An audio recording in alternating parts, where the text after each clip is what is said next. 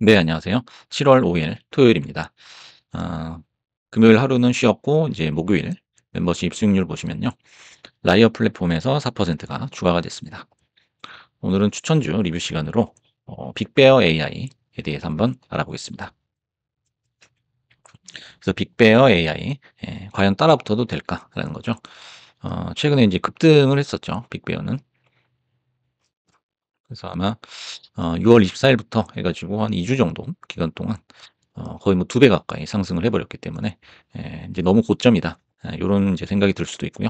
과연 여기서 추가적인 시세가 또 날 수 있을까? 요런 걸 이제 궁금해 하실 것 같아서 준비해 봤습니다. 이제 멤버십에서는 7월 1일 날 추천을 드렸고요. 이후에 20% 정도 상승을 했죠. 픽베어 AI에 대해서 간단히 설명을 드리자면 AI 기반 의사결정, 인텔리전스 솔루션을 제공하고 국방 물류, 보안, 디지털 신원 등의 분야를 지원하는 데이터 처리, 예측 분석, 시각화 도구를 제공한다. 이렇게 설명을 드릴 수 있겠고요. 비전 AI 기업을 인수를 또 함으로써 국방 수주로 인해서 제2의 팔란티어라고 불리지만은 여러 면에서 팔란티어보다는 못하다라고 볼 수 있습니다. 그리고 최근에 이제 매출 성장이나 이런 부분도 인상적이지가 못하다라는 평가죠. 그래서 이제 최근에 왜 이렇게 급격하게 상승을 했나? 이렇게 이제 보면은요. 과거에 그 트럼프 취임하기 전에 스몰캡들이 엄청나게 또 테마주들이 상승을 했었죠. 그래서 히모템빅 사형제다 해가지고 힘스에너스, 그다음에 오클로, 템퍼스 AI, 빅베어 AI까지 이렇게 네 개의 종목이 특히 두각을 나타냈었죠. 하지만 이제 그 사형제 중에서 가장 늦게 발동이 걸렸다라는 거죠. 그래서 지금 관세 전쟁으로 다 이제 함께 폭락을 했지만 이후에 이제 세 개의 종목은 다 상승을 했죠. 급등을 했었고 빅베어만 이제 마지막으로 남아 있었는데 미상승분이 이제 최근에 반영이 된 게 아닌가라는 생각이 들고요. 그리고 최근에 이제 프로젝트 수주도 몇 번 있었고 무엇보다 이제 시총이 굉장히 낮습니다. 지금 22억 달러 정도 되죠. 그래서 시총이 좀 낮은 편이라서 지금 많이 올라온 상태지만은 22억 달러이기 때문에 아무래도 좀 급등에는 유리했다라고 볼 수가 있습니다. 그래서 차트 5일선 보시면은 일봉 보시면은 5일선 위에서 순항 중이다라는 거죠. 그래서 여기서도 이제 설명을 드렸지만은 만약 5일선이 꺾이게 되면은 거의 대부분의 급등주는 단기 조정 또는 이제 급등이 끝나게 되기 때문에 5일선이 꺾이는지 여부를 우리가 유심히 잘 살펴봐야 될 것 같아요. 그래서 뭐 아직은 꺾이지 않았고 순항을 하고 있고 윗꼬리가 달리긴 했지만은 아직도 5일선하고 캔들의 이격이 큽니다. 크기 때문에 뭐 추세가 꺾이려면은 며칠 더 기다려 봐야겠다라는 거죠. 거래대금 역시 반장을 감안했을 때 목요일에는 이제 1시 2시까지만 장이 열렸죠. 그래서 반장 감안했을 때 사실상 근래 들어서 최고치를 기록했다라는 거죠. 그래서 뭐 지금 현재 차트상에서는 거래대금이 음봉이 나오긴 했지만은 반장인 걸 감안했을 때 전일 거래대금하고 거의 비슷하거나 상회하는 수준의 그런 큰 거래대금이 터졌습니다. 그래서 아직까지는 이제 관심이 식진 않았다. 하지만 고점에서 거래량이 터지면서 윗골이 음봉이 출현했기 때문에 약간 조심해야 될 자리이기도 하다라는 거죠. 그래서 현재 매물 라인 보자면은 8.4에서 8.7이 마지막 매물 라인이다라는 겁니다. 이건 주봉으로 한번 확인해 보겠습니다.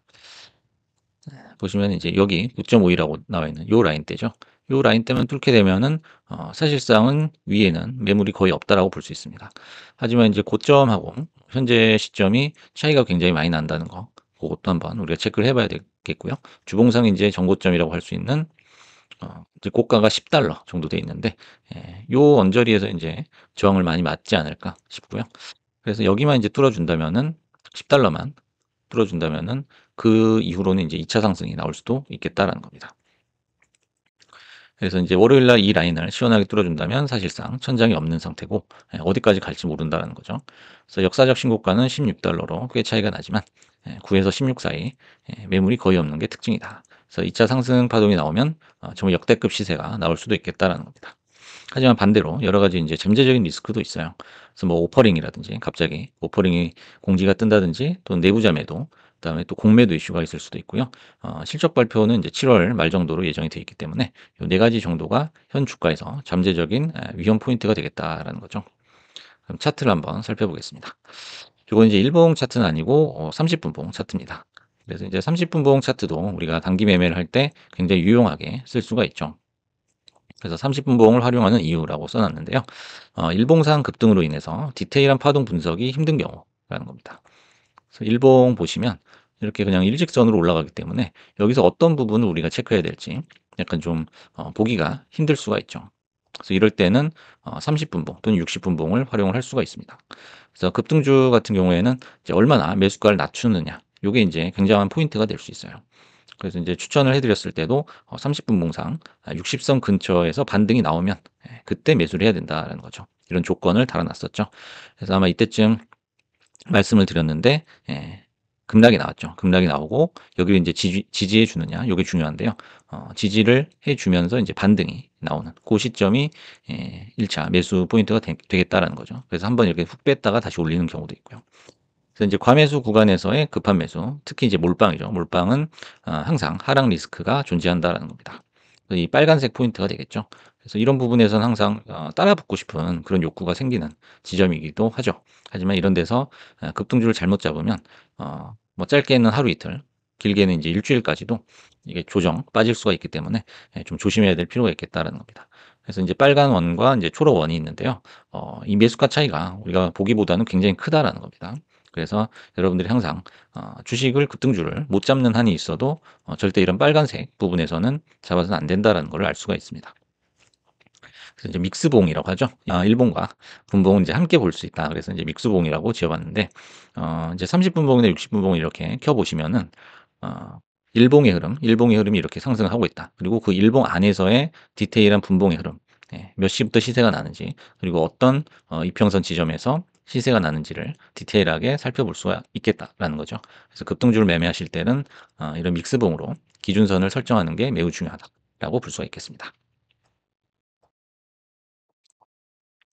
그래서 빅베어 AI 같은 경우에는 이제 수주 장고에 보면은 국토 안보부의 새로운 디지털 아이디 및 생체 인식 사업, 그리고 미군의 오리온 의사결정 지원 플랫폼 현대화 프로젝트, 그리고 새로운 공급망 프로젝트가 포함이 됩니다. 그래서 이제 팔란티어랑 비슷한 이유가 국방 계약을 통해서 이제 성장을 하고 있다라는 거죠. 회사 매출과 계약의 대부분은 연방 정부와의 계약에서 발생을 합니다. 하지만 이제 단점도 있어요. 긴 승인 절차를 수반하죠. 그리고 연방 예산을 이제 올렸다 내렸다 하면서 거기에 대한 이제 의존도가 굉장히 높다라는 것도 단점으로 작용을 합니다. 그리고 최근 몇 년간 성장이 굉장히 제한적이었다라는 거죠. 24년에 회사 매출은 1억 5,800만 달러로 단 2% 증가하는 데 그쳤다는 겁니다. 그리고 지난 1년간 2억 3천만 달러의 손실을 기록하고 있습니다. 팔란티어랑 이제 많이 비교가 되는데 팔란티어 매출의 한 30분의 1 정도 되고요. 시총은 현재 150분의 1 정도 됩니다. 그래서 시총 자체만으로는 굉장히 매력이 있다라고 볼 수가 있습니다. 결국에는 이제 안정적인 매출처를 얼마나 확보를 할 수 있느냐. 그리고 매출이 늘어나면서 흑자 전환이 얼마나 빨리 앞당겨질 수 있느냐. 그게 관건이 될 것 같아요. 그리고 이제 지금 현재는 정부 수주 위주로 가고 있는데 상업적으로도 이제 확정성이 이제 과제로 남겨져 있다라는 겁니다. 그래서 최근에는 이제 국방 및 정부 프로젝트에서 벗어나 서비스 포트폴리오를 다각함으로써 시장 점유율을 확대하고 새로운 수익원을 창출하여 수익성 구조와 마진 확대를 도모하고 있다라는 겁니다. 그래서 이런 부분은 팔란티어와 굉장히 유사한 방향이다라고 볼 수 있습니다. 특히 펜지암 인수를 통해 전 세계 상업 부문, 특히 공항과 항만을 개척할 수 있게 되었으며 여행, 무역, 신원 확인 분야에 중점을 둔 강력한 비전 AI 포트폴리오를 확보하게 됐다라는 겁니다. 그래서 7월 초에 미국과 캐나다의 12개 주요 국제공항과 입국 항구에 향상된 승객 처리를 위한 생체 인식 소프트웨어를 공식적으로 배치한다고 발표를 했습니다. 6월 달에는 또 아랍에미레이트죠. 여기서 이제 디지털 혁신을 지원하는 AI 기반 솔루션의 연구, 개발 및 구축을 가속화하는 그런 파트너십도 발표를 했고요. 그리고 최근에 AI 모델을 활용해서 차세대 지휘 통제 시스템을 시험하는 프로젝트 컨버전스 캡스톤 사업에도 참여를 한 바 있습니다. 그래서 빅베어 AI 같은 경우에는 아직도 시총이 낮고 갈 길이 멀다라고 볼 수가 있습니다. 그래서 결국에는 이제 사업을 확장하기 위해서 인수합병이 필요할 것이다라는 거죠. 인수합병으로 비즈니스 영역을 확장해 나가는 것이 어떻게 보면 성장에 있어서 거의 유일한 대안이 아닐까 그런 생각이 듭니다. 그래서 최근에 급등을 많이 했는데 아직도 이제 상승 여력은 남아있죠. 남아있지만은 아까 30분봉에서 말씀드렸듯이 고점 추격은 금물이다라는 거고요. 이제 자금 조달을 위해서 전환사치를 발행한다든지 뭐 오퍼링을 한다든지 이런 이슈를 또 꼼꼼히 체크할 필요도 있겠다라는 생각입니다. 그래서 오늘은 빅베어 AI에 대해서 한번 분석을 해봤고요. 차분하게 매매하셔가지고 좋은 수익 얻어보시기 바라겠습니다. 감사합니다.